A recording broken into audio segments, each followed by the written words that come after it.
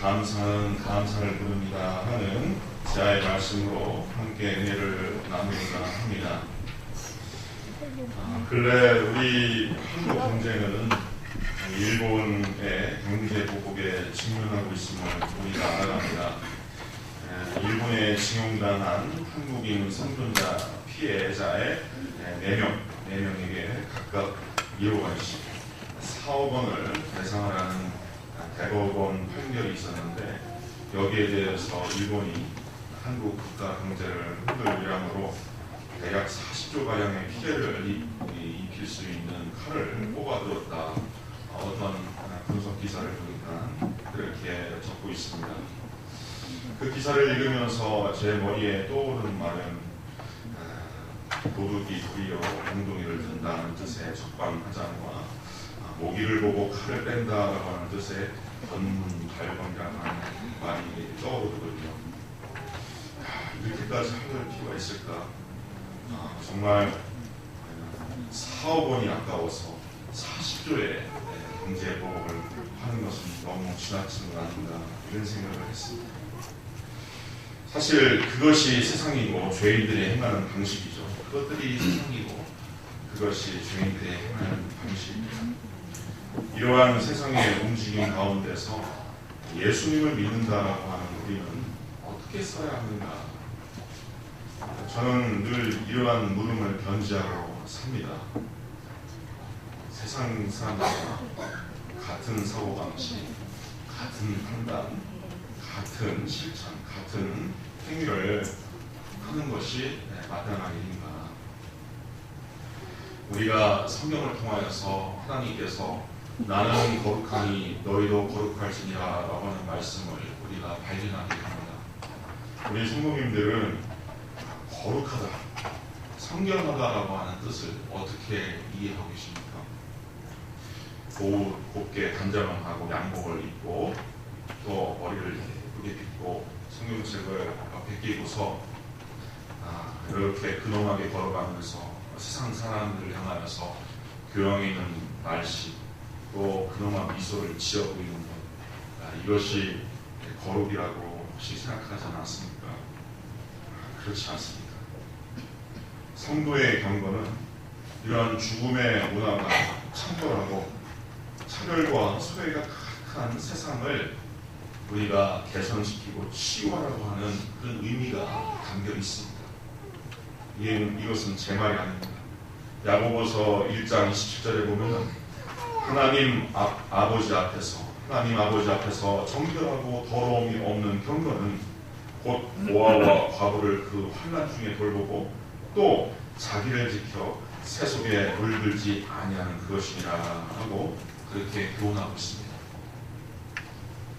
우리의 이웃들 가운데 특별히 연약한 사람들을 우리가 돌아보고 섬겨드리고 또 내 자신을 지켜 이러한 죽음의 문화와 경쟁의 문화와 사망의 문화와 죄의 문화가 관영한 그것에서 내가 물들지 않도록 살아가는 그 힘, 그 능력, 그것이 곧 구별된 삶, 경건한 삶, 거룩한 삶인 것입니다.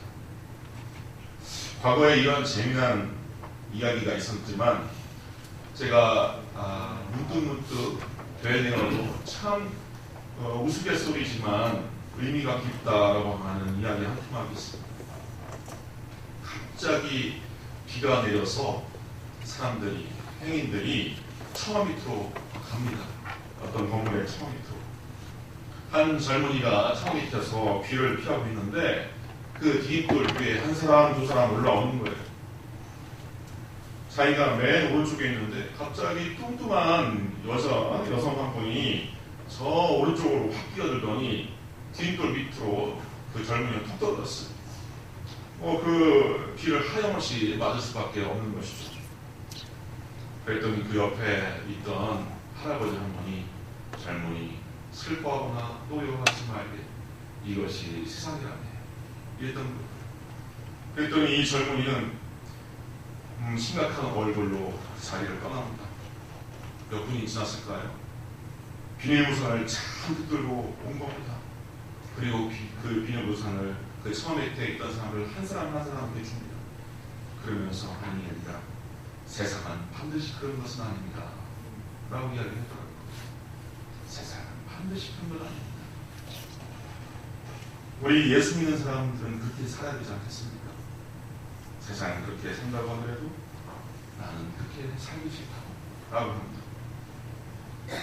세상에 대하여 이웃에 대해서는 우리가 사랑과 봉사로 구별된 삶을 산다고 한다면 우리가 하나님 앞에서는 어떠한 태도로 살아가야 될까요? 뭐니 해도 감사합니다. 겸손한 삶, 믿음의 삶, 또 거룩한 삶, 여러 이야기를 할 수 있지만 오늘 감사도를 통하여서 우리가 한번 회복해보고 우리가 다시 한번 새겨볼 가치는 바로 감사입니다. 데살로니가 전서 5장 18절 너무나 유명한 말씀이라 다들 아실 겁니다. 범사에 감사하라 이것이 그리스도 예수 안에서 너희를 향하신 하나님의 뜻이니라 했습니다.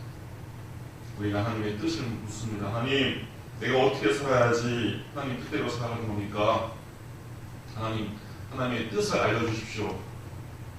성경의 말씀을 통하여서는 자명한 답을 얻습니다.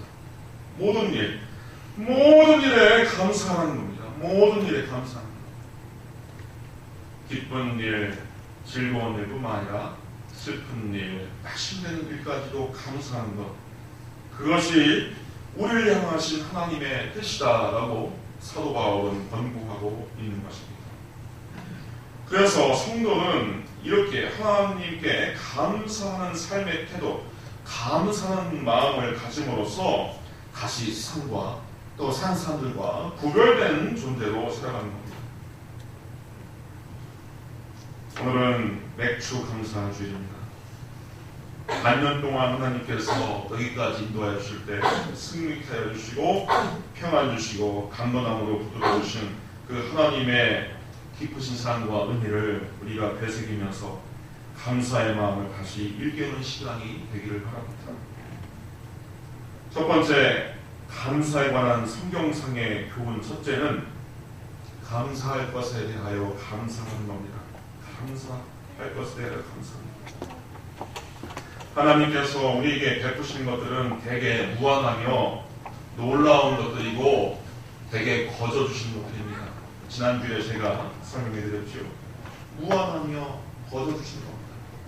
생명, 건강, 가족, 먹을 밥 등등 이것들은 하나님께서 일상적인 삶의 매 순간에 우리 하나님께서 참으로 시시때때로 공급하여 주신 것입니다.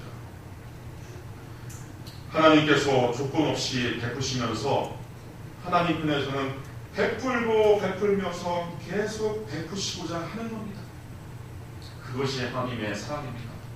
인간은 베풀었다가 또 거둬들일 수가 있어요. 그렇죠?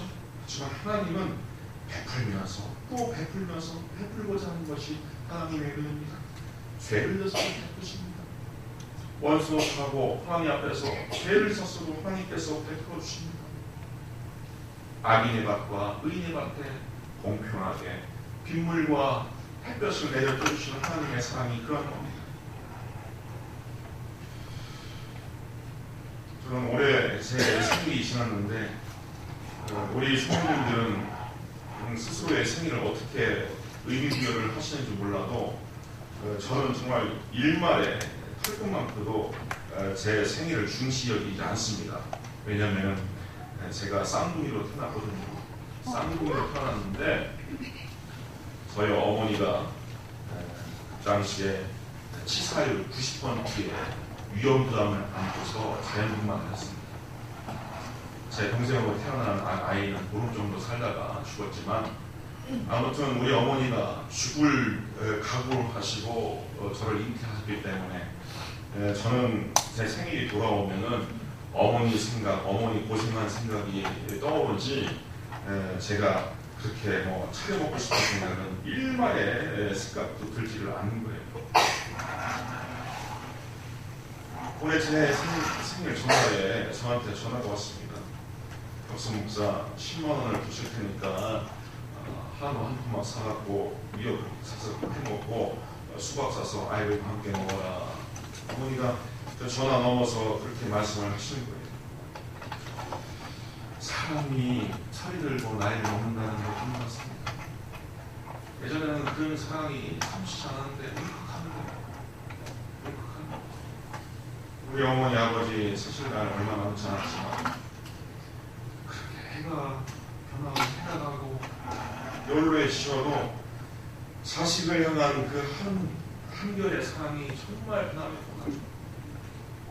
어머니는 죽을 고생을 하시고 나를 낳았지만 그럼에도 불구하고 자식 생각하면서 큰 돈은 아니지만 10만 원 붙일 테니 생일날에 하루 사서 미역국 끓여 먹어라 라고 하는 그 어머니의 사랑에 제가 혼자 눈물을 쏟았던 적이 있습니다.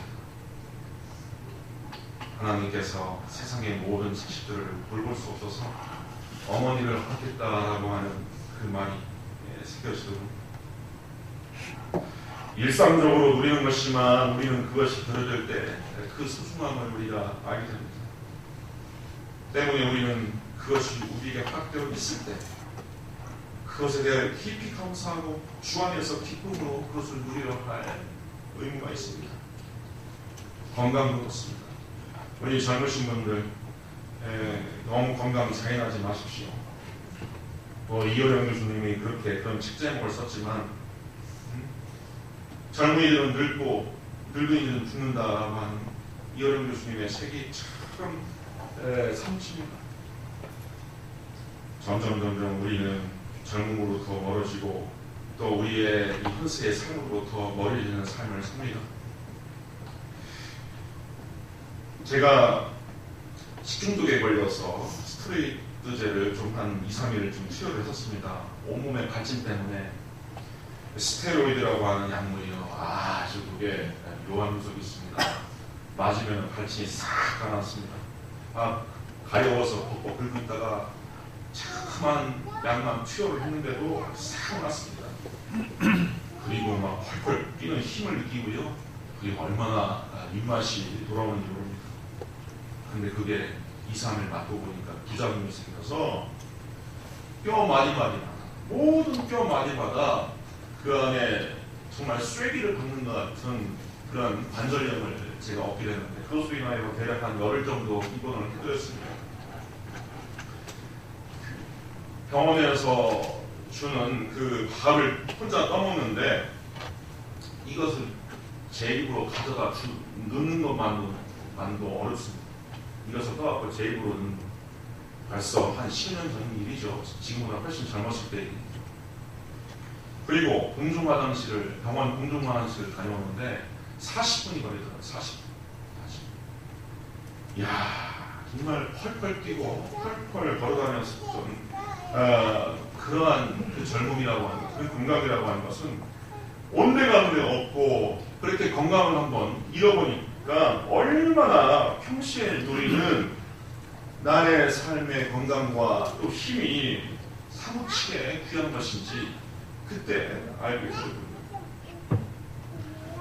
그렇습니다. 우리의 문제는 평범하게 누리는 것을 감사하지 않아도 된다라고 하는 그런 생각입니다.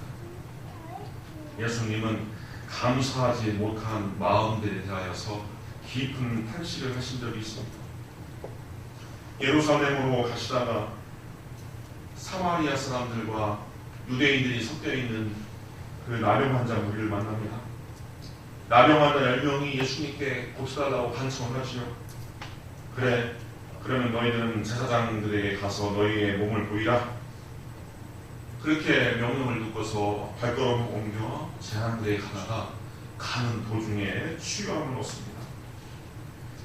10명의 나병 환자 가운데 9은 유대인이고 겨우 1명이 사마리아입니다. 유대인들이 배척하고 멸시하는 사마리아 사람 한 사람, 그 한 사람만 예수님께 다시 와서 예수님 감사합니다 라고 토로합니다. 이때 예수님께서 탄식하시면서 말씀하시죠. 10사람이 다 깨끗함을 받지 아니하느냐. 그 9명은 어디 있느냐. 이 이방인 외에는 하나님께 영광을 돌리러 온 사람이 없느냐라고 예수님께서 탄식을 하십니다. 두 번째, 그 그리스도에 대해 감사는 특히 감사하지 못할 것에 감사할 때 그 믿음의 능력이 나타납니다. 이것은 신앙이 깊어지고 높아짐에 따라서 가능해지는 감사입니다. 이거 어렵습니다.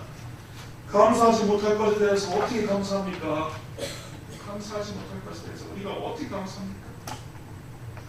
하지만 우리의 믿음이 깊어지고 하나님의 살아계심을 맛보고 하나님께서 섭리하시면서 우리를 최우승자로 만들어 주신다라고 하는 그 능력과 해안과 지혜와 그 하나님의 깊은 사랑을 통찰할 때 우리는 감사할 수 없는, 도무지 감사할 수 없는 것에 대하여 감사할 수 있게 됩니다. 저는 우리 모든 성도님들이 이와 같은 신앙의 단계로 높아지기를 주님의 이름으로 축원드립니다. 아멘. 감사의 다른 말은 긍정, affirmation입니다. 긍정. 내 가정에 당면한 사태, 내가 개인적으로 당면한 사태가 우연히 우발적으로 이루어진 것이 아니라 하나님의 사랑과 지혜로 마련된 것이라고 하는 것을 긍정하는 신앙, 이게 바로 감사의 신앙입니다.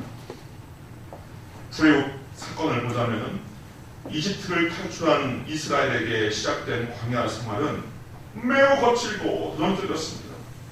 400년 동안 이집트의 곡창지대에 우거하면서 거기서 누렸던 부유함과 거기서 누렸던 풍요로움과는 전혀 다른 길로 나가게 됩니다. 정처 없는 유랑길, 외적들의 침략과 방해, 수십 년간의 노숙, 이것이 그들 앞에 펼쳐진 것이죠. 그러나 우리는 성경을 통하여서 읽어냅니다. 그것조차도 하나님의 사랑과 지혜로 마련된 길이라고 하는 것을 우리가 알게 됩니다. 신약성경의 대부분을 쓴 사도 바울에게 있어서 아주 미스테리한 고난이 있습니다. 아주 미스테리한 고난. 그 스스로 육체의 가시라고 표현한 것이 있습니다. 육체의 가시. 이것을 성서학자들은 성불구 아니냐, 혹은 안무질환이 아니냐, 안질, 또 간질 아니냐라고 추정합니다. 좌우지간 이것이 무엇일지 모르지만 사도 바울은 이것이 제발 자기로부터 떨어져 나갈 것을 위하여 함께 간절히 청했던 겁니다. 하나님, 이 육체의 가시 때문에 너무나 괴롭습니다. 이것 좀 해결해 주세요.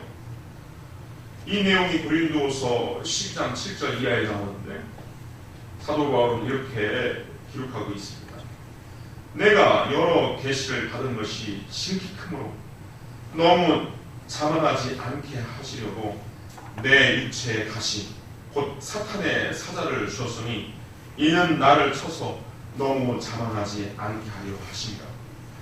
이것이 내게서 떠나가게 하기 위하여 내가 3번 죽게 간구하였더니 나에게 이르시기를 내 은혜가 너에게 족하도다.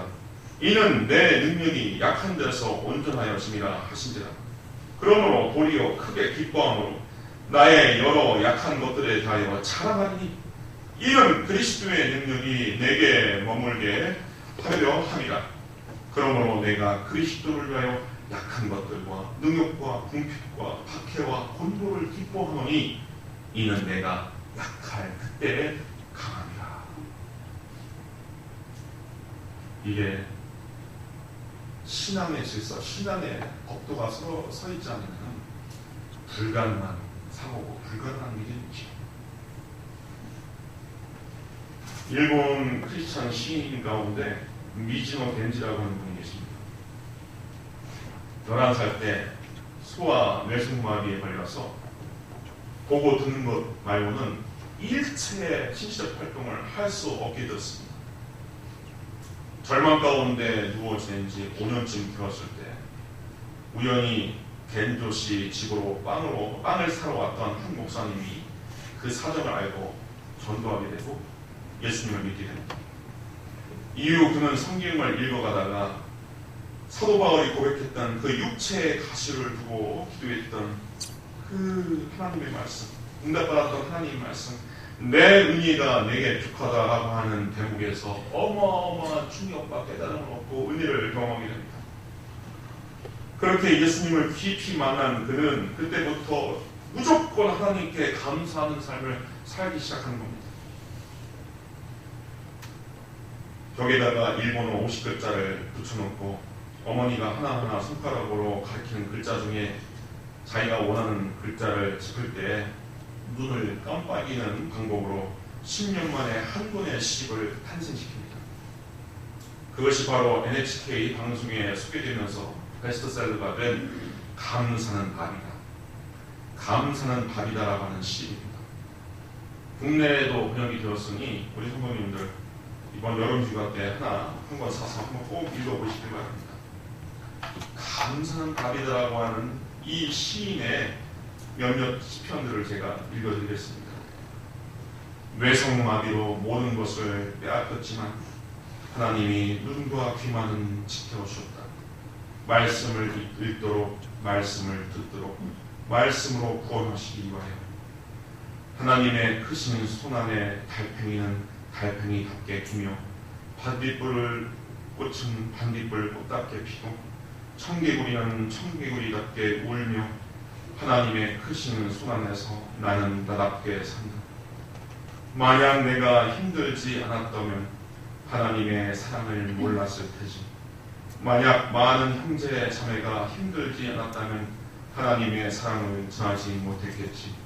만약 주 되신 예수님이 고난받지 않으셨다면 하나님의 사랑을 나타낼 수 없으셨겠지.